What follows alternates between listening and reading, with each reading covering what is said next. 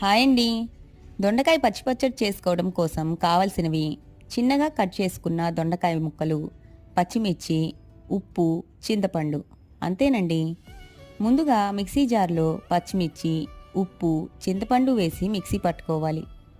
తరువాత కట్ చేసుకున్న దొండకాయ ముక్కలు వేసి మెత్తగా కాకుండా కోర్సుగా మిక్సీ పట్టుకుంటే తినేటప్పుడు ముక్కలు తగులుతూ పచ్చడి సూపర్గా ఉంటుందండి.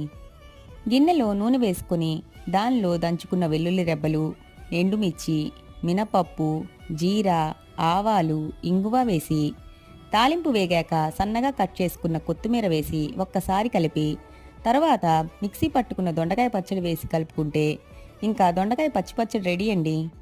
వేడివేడి అన్నంలో నెయ్యి వేసుకొని పచ్చడి కలుపుకొని తింటే అక్కడక్కడ దొండకాయ ముక్కలు తగులుతూ పుల్లగా కారంగా సూపర్గా ఉంటుందండి పచ్చడి.